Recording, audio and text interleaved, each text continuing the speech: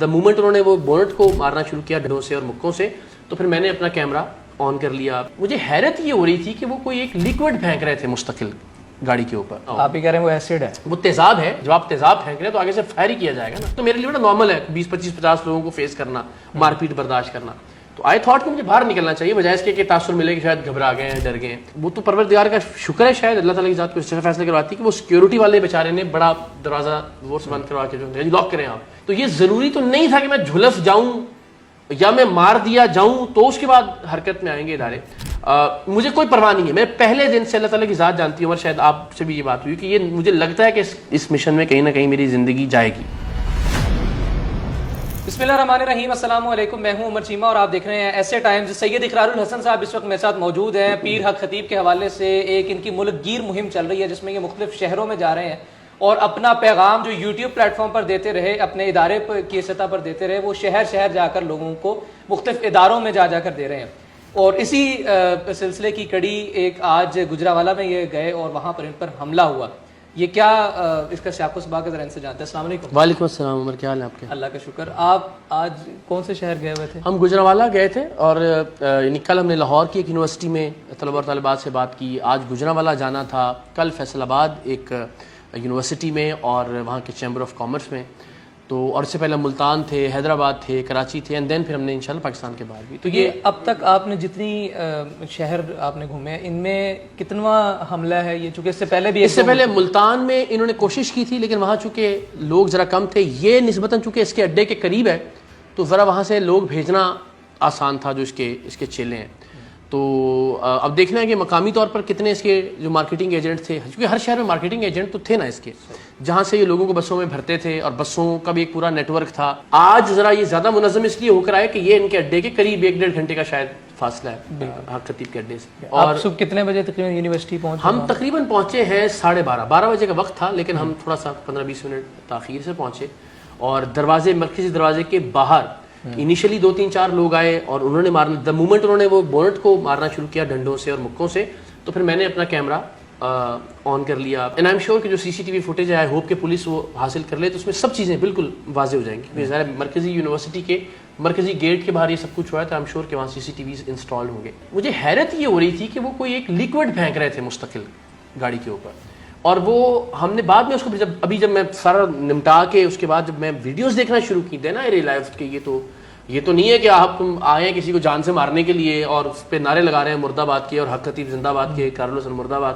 گاڑی کے شیشے توڑ رہے ہیں اور اس کے بعد باہر نکالنے کی کوشش کر رہے ہیں، اور اس دوران آپ جو چیز اچھال رہے ہیں وہ ایسی چیز ہو کہ بس جس کا کوئی تک نہ ہو۔ آپ ہی کہہ رہے ہیں وہ ایسڈ ہے، وہ تیزاب ہے، اور وہ اب ہم نے چونکہ بعد میں جب گاڑی پہ ہم نے وہ دیکھا اس کا رنگ اور باقی ساری چیزیں، دین وی ریئلائزڈ کہ یہ تو معاملہ اتنا سادہ نہیں تھا جتنا ہم سمجھے، بلکہ ایک وقت میں تو میں دروازہ کھول کے باہر نکل رہا تھا، میں ذرا فیس کرتا ہوں کیونکہ یہ میرے لیے بڑی نارمل بات ہے۔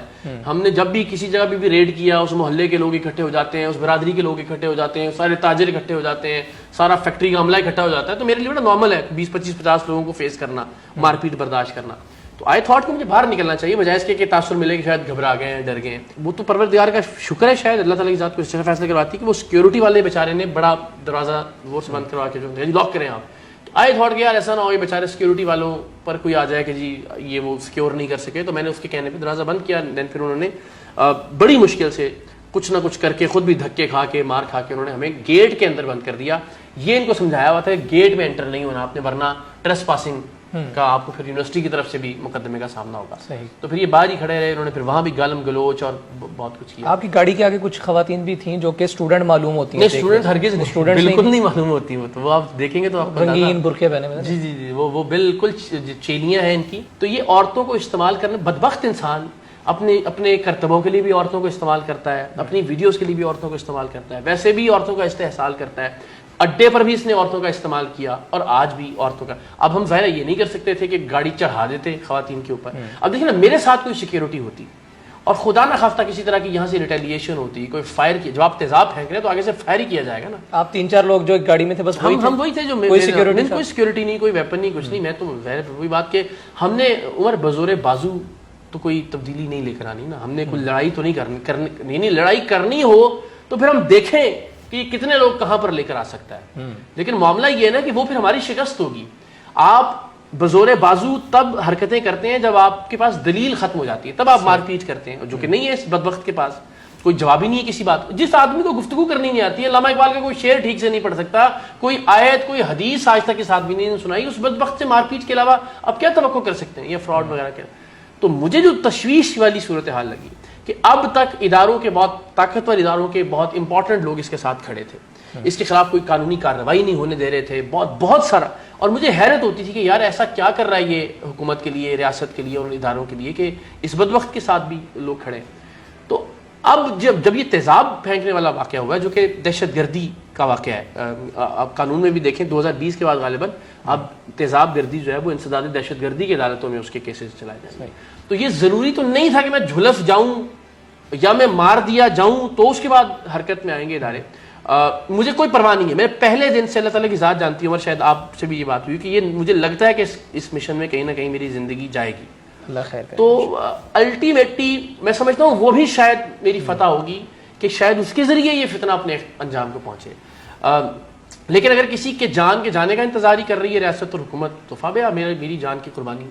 ابھی آپ نے اور بھی آگے اعلانات کیے ہوئے ہیں مختلف ایونٹ میں بالکل, ابھی تو میں کل جو ہے فیصل آباد کا میں جاؤں گا انشاءاللہ, بغیر سیکورٹی کے جائیں گے, اور جائیں گے جا کے جو بات آپ کو سیکورٹی رکھنی نہیں چاہیے اپنی سیلف ڈیفense کی. کیا کریں گے یار, آج سیکورٹی ہوتی تو بندہ کوئی مارا جاتا, یا اس طرف سے اب ان کے پاس ویپن تھا یا نہیں تھا یہ بھی نہیں نا معلوم. جب آپ کا سائیڈ کا شیشہ ٹوٹا تو ہم نے فوٹیج میں دیکھا کہ لوگ اس کے ذریعے سے بھی اندر تک آپ کو. ہاں جی, وہ یہ ساری اس میں یہ شیشہ لگا یا ان کے ناخن ہے؟ یہ شیشہ تو میرے پورے جسم کے اوپر تھا, میری جوتی کے اندر بھی جو کرچیاں تھیں وہ بھی تھیں, یہ چھوٹے چھوٹے سے دیکھیں نا بہت سارے وہ ہیں. تو وہ شاید انہوں نے جب شیشوں کے اوپر کھینچا تھا نہیں وہ کی ہے, تو وہ ساری پھر یہ خراشیں یہ بازو کے اوپر بھی, لیکن بہت نارمل, اللہ کا شکر ہے کہ کسی بڑے واقعے سے پروردگار نے بچایا. لیکن بدبختی کی انتہا ہے یار, آپ کے پاس جواب نہیں ہے اگر کوئی دلیل سے دینے کا, تو آپ اس حد تک گریں گے کہ آپ تیزاب پھینکوانے کی کوشش کریں گے کسی آدمی کے اوپر. ابھی بھی گاڑی اس وقت وہاں کی پولیس کے پاس موجود ہے, اور اس کا جو بھی وہ شیشے ٹوٹے ہوئے اور جہاں وہ تیزاب گرا ہوا ہے اس کا فورینسک اب وہ دیکھنا ہے کہ کس نوعیت کا تیزاب تھا, وہ فورینسک کے لیے ہم نے گاڑی پیش کر دی ہے کہ آپ اس کا فورینسک کیجئے. ویڈیوز موجود ہیں تیزاب پھینکنے کی. کوئی وکیل صاحب کہہ رہے تھے کہ آپ کو کوئی زخم چونکہ نہیں آیا تو یہ دفعہ لگی. میں نے کہا یار مطلب کمال ہے کہ زخم یا جھلسنے کا انتظار ہی کیا جائے گا کسی ایک انسان کے. سی سی ٹی ویز موجود ہیں اس یونیورسٹی کے مرکزی دروازے کے باہر, ہماری ریکارڈنگز موجود ہیں, اور یقیناً ان بدبختوں نے خود بھی کوئی نہ کوئی بیک اپ پہ رکھا ہوا ہوگا ریکارڈ کرنے کے لیے. تو آئی بلیو لیٹس سی کہ حکومت کیا کرتی ہے, پولیس کیا کرتی ہے, ادارے کیا آپ نے اپنے سریعام کے ٹینیور میں اتنے لوگوں کے خلاف پروگرامز کیے, کام کیا. ابھی ریسنٹلی وہ طارق بشیر چیمہ اور دیگر ایسے, اس وقت بھی آپ یہ کہتے رہے کہ اگر اب میری ذات کو کچھ ہوتا ہے تو اس کا ذمہ دار یہ شخص ہوگا, اس کا ذمہ دار یہ شخص ہوگا. آج آپ حق خطیب کا نام لے رہے ہیں, آپ کو لگتا ہے آپ اپنے باقی دشمنوں کے لیے ایز پیدا کر رہے ہیں؟ یہ میں بلکہ میں اکثر سوچ ہی رہا تھا کہ یہ دونوں کا ہی نام لے دینا چاہیے, اس لیے کہ بہرحال وہ بھی بار بار یہ کہتے رہے کہ جی میں قبر کی دیواروں تک پیچھا کروں گا, قبر بہت یاد دلاتے رہے وہ مجھے. اور حق خطیب والے معاملے میں بھی دیکھیے جو بادی نظر, یعنی آج تو یہ ثابت ہو گیا نا, جب جو لوگ آ رہے ہیں وہ حق خطیب زندہ باد کے نعرے لگا رہے ہیں اور اقرار الحسن مرد آباد کے نعرے لگا رہے ہیں, تو یہ تو اب اس میں تو کوئی شک نہیں ہے کہ یہ ملتان میں جو ہوا, کراچی میں انہوں نے یہ کروانے کی کوشش کی, تو یہ تو اب ایک سیریز یا اس کا تسلسل ہے. اس کا کوئی فائدہ اٹھا لیتے تو ظاہر ہے وہ ادارے اپنا کام کر کے تحقیق کریں گے. لیکن اس وقت جو سب سے بڑا دھچکا لگ رہا ہے کسی کے کاروبار کو, اور اربوں روپے کے کاروبار کو, اس کا نام حق خطیب ہے. اور وہ کاروبار بچانے کے لیے میرا خیال ہے آج اگر وہ تیزاب پھینکوا سکتا ہے تو کسی بھی حد تک جا سکتا ہے. اور ابھی 2 دن پہلے اس نے کہا کہ جناب بس دن گنے جا چکے ہیں, وہ ویڈیو کلپ بھی ہم کریں گے شیئر انشاءاللہ. ٹھیک ہے, اللہ تعالیٰ آپ کی حفاظت کرے, آپ کی ٹیم کی حفاظت کرے, آپ کا بڑا خیال رکھنا ہے انشاءاللہ. سلامت رہیں. بہت شکریہ.